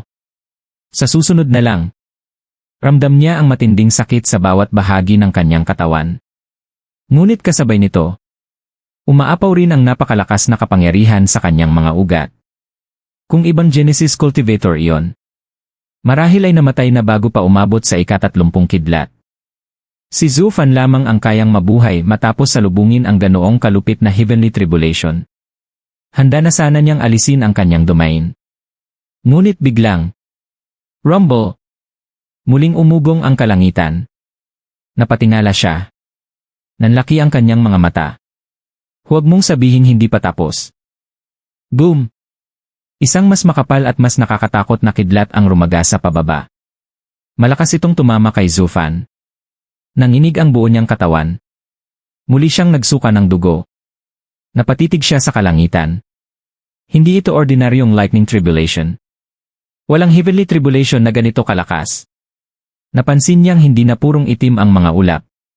May mga guhit na itong kulay dugo. Soul-sucking blood lightning. Scarlet Lightning Valley. Napatingin siya sa lupang sunog na sunog. Doon lamang niya napagtanto kung saan talaga sila napunta. Ito pala ang Scarlet Lightning Valley. Isang lugar na walang tigil ang pagbagsak ng kidlat. At habang tumitindi ang kidlat, unti-unti rin itong nagiging kulay pula. Kapag naging pulang kidlat, kahit isang saint ay kailangang mag-ingat. Kapag naging puting kidlat, kaya nitong gipitin kahit ang isang Spirit King. Kaya walang gustong pumunta sa lugar na ito. Dahil maaari kang mamatay anumang oras. Napakagat ng labi si Zufan. Ano bang malas ito? Kakarating pa lang namin sa Sacred Domain. Dito pa talaga kami bumagsak. Bigla siyang natigilan. Thunder Pavilion. Biglang nagliwanag ang kanyang isipan. Ang 8 World Wind Tunnels sa Mortal Domain ay konektado sa 8 matinding lugar ng Sacred Domain. Ang Thunder Pavilion ay direktang nakakonekta sa Scarlet Lightning Valley. Dahil doon sila dumaan, dito rin sila napunta. Kaya pala laging may kidlat sa paligid ng Thunder Pavilion. Napahawak si Zufan sa kanyang noo. Ito talaga ang tadhana. Ang recoiling array ay kailangang nasa gitna ng 5 lupain upang maging balanse. At ang Thunder Pavilion ang pinakamainam na lugar para rito. Ibig sabihin, anumang oras na manggaling sa mortal domain, dito talaga ang lalabasan. Hindi ito maiiwasan. Ang kailangan na lang natin ngayon ay makatakas bago pa bumagsak ang tunay na Scarlet Lightning. Nagningning ang kanyang mga mata. Lumitaw sa kanyang kamay ang mapulang demonic sword. Soaring Sword Art ni Soaring Heaven. Isang napakalaking pulang sword wave ang tumama sa mga ulap. Rumble. Isang puting kidlat ang agad na sumalubong dito. Nagbanggaan ang dalawang puwersa. Ngunit nagpatuloy ang sword wave. Tinagos nito ang ulap. Nag-iwan ito ng napakalaking butas. Napangiti si Zufan. Gumagana. Kapag winasak ko ang mga ulap, hindi mabubuo ang Scarlet Lightning. Ngunit makalipas lamang ang ilang sandali. Kumislap ang mga ulap. At kusang nagsara ang butas. Parang walang nangyari. Napangiwi si Zufan. Paulit-ulit niyang iwinasiwas ang espada. Sunod-sunod na sword wave ang lumipad. Bibilisan ko na lang kaysa sa paghilom nila. Sunod-sunod ang pagsabog. Paulit-ulit na nabubutas ang ulap. Ngunit, lalong lumalakas ang mga kidlat. Unti-unting nawala ng bisa ang Soaring Sword Art. Hanggang sa hindi na nito kayang pigilan ang mga kidlat. Isa pang kidlat ang tumama kay Zufan. Nangisay ang buo niyang katawan. Kasabay nito, unti-unting nagsimulang mamula ang mga kidlat sa ulap. Nanlaki ang kanyang mga mata. Kapag tuluyan nang naging pula ang mga ito, wala na akong pag-asa. Namawis ang kanyang mga palad. Ding! Biglang may tumunog. Nagulat si Zufan. Kumislap ang thunder ring sa kanyang daliri. Mula rito, lumabas ang Sundering Sword. Napakurap siya. Sundering Sword, ano ang binabalak mo? Biglang sumiklab ang espada. Nagpakawala ito ng napakalakas na alon ng kidlat. Pagkatapos, hinila nito si Zufan patungo mismo sa kalangitan. Hindi na siya tumutol. Pinili niyang pagkatiwalaan ang espiritu ng banal na espada. Boom! Isang napakalaking kidlat na may bahid ng pulang liwanag ang bumagsak. Hindi maganda. Nagbabago na ang kidlat. Aangat na sana ni Zufan ang demonic sword upang harangin ito. Ngunit, tinabig ng Sundering Sword ang kanyang espada. Pagkatapos, isang napakalakas na lilang sword wave ang pinakawalan nito. Kasabay ng kamay ni Zufan. Direkta nitong sinalubong ang bumabagsak na kidlat. Boom! Sa isang nakakabinging pagsabog, tuluyang winasak ng lilang sword wave ang kidlat. Nagkalat lamang ang mga natirang liwanag sa himpapawid. Hindi doon nagtapos. Diretsong sumugod ang Sundering Sword patungo sa ulap. Tinusok nito ang napakalaking butas sa ulap. Lubhang humina ang kapangyarihan ng mga thundercloud. Ang mga kidlat na nagsisimula ng mamula ay muling naging puti. Nayanig si Zufan. Ito pala ang tunay na kapangyarihan ng Sundering Sword Art. Ang kapangyarihan ng ganap na pagkawasak. Ngayon niya lamang lubos na naunawaan. Ang Soaring Sword Art ay sapat upang hatiin ang kalangitan. Ngunit ang mga ulap ay walang tunay na anyo. Itinutulak lamang sila ng espada. Kaya mabilis silang nakakabawi. Ngunit ang Sundering Sword Art ay may kapangyarihang lubusang wasakin. Kaya't kahit ang mga thundercloud ay hindi agad nakaka-recover. Ting! Mahinang umugong ang Sundering Sword na para bang kinukumpirma ang iniisip ni Zufan. Napangisi si Zufan. Kung ganoon, Sundering Sword, samahan mo akong wasakin ang kidlat na yan. Bubutasin natin ang kalangitan, saka ko gagamitin ang Apocalyptic Thunder Flame upang hindi na muling makabawi ang mga ulap. Hahaha! Pak! Hindi pa man natatapos ang kanyang pagtawa ay hinampas siya ng patag na bahagi ng Sundering Sword sa ulo. Namaga pa ang kanyang ilong. Ano ba yan? Hinimas ni Zufan ang kanyang ilong habang inis na sumigaw. Ako na ang may hawak sa iyo ngayon. Ako ang amo mo. Ganyan mo ba tratuhin ang sarili mong master? Tignan mo lang at dudurugin ko ang sword spirit mo. Sandaling tumigil ang Sundering Sword bago muling gumalaw. Ngunit sa pagkakataong ito, ang tinamaan ay ang demonic sword. Ting! Parang sinasabi nito, gusto mong lumaban? Huwag mo akong subukan. Hindi naman nagpatalo ang demonic sword. Lumipad ito sa harap ng Sundering Sword at mapanuksong hinarap ang bagong kalaban. Tahimik lamang ang Sundering Sword. Napaisip si Zufan. Ibig mong sabihin isantabi ko muna ang lahat ng aking sword arts at ikaw lang ang gamitin laban sa mga Thundercloud. Ting! Muling umalingaw ang espada bilang pagsangayon. Samantala, tila nagrereklamo ang demonic sword. Hoy! Huwag mo akong baliwalain. Ako ang pinagsamang 4 na divine swords. Ikaw na bagong dating, gusto mong agawin ang pwesto ko. Bakit ikaw lang ang gagamitin ni Master? Huwag kang mangarap. Ilang araw lang, lalamunin din kita. Hahaha. Hindi na nito napigilan ang pagkainis at naghanda itong makipaglaban. Tumango si Zufan. CJ. Bibigyan kita ng pagkakataon. Demonic sword, bumalik ka muna. Natigilan ang demonic sword. Halatang nalungkot ito. Master, nakahanap ka lang ng bagong apoy, nakalimutan mo na agad ang matagal mong kasama. Pinagsamang 4 na espada pa naman ako Ngunit wala itong nagawa. Naging isang sinag ng itim na liwanag ito at bumalik sa katawan ni Zufan. Mahigpit na hinawakan ni Zufan ang Sundering Sword. Agad siyang dinala nito paitaas upang harapin ang kalangitan. Patuloy ang pagbagsak ng kidlat. Ngunit bawat hampas ng Sundering Sword ay naglalabas ng lilang liwanag na tuluyang sumisira sa kidlat. Unti-unting nanghina ang mga Thundercloud. Hindi tulad ng Soaring Sword Art na pansamantalang lamang nagkakalat sa lakas ng mga ulap. Ang Sundering Sword Art ay tunay na sumisira sa mismong pinagmumulan nito. Boom! Diretsong sumugod si Zufan sa loob ng makapal na Thunderclouds. Napapalibutan siya ng walang humpay na kidlat. Kung gagamit ako ngayon ng Thunder Flame Void Annihilation. Pak! Muli siyang hinampas ng Sundering Sword sa ulo. Napabuntong hininga si Zufan. Sige na nga. Ikaw lang ang gagamitin ko. Masaya ka na ba? Pero paano natin mawawasak ang mga Thundercloud na sumasaklaw sa 1,000 milya gamit lang ang isang espada? Tahimik ang Sundering Sword. Pagkatapos ay nagsimulang gumalaw. Hinawakan nito ang kamay ni Zufan. Nagninning ang talim nito sa malalim na lilang liwanag. Biglang nanginig ang buong katawan ni Zufan. Isang alaala ang lumitaw sa kanyang isipan. Nasisira balang araw dadalhin kita sa pinakatuktok. Ako ang magiging sentro ng buong mundo. Haha. Dito muna natin puputulan ang ating nobela ng Magic Emperor. Stay tuned lang, upload ko din agad ang kasunod na chapters. Pa-like and subscribe na lang para updated kayo sa upload natin. Maraming salamat.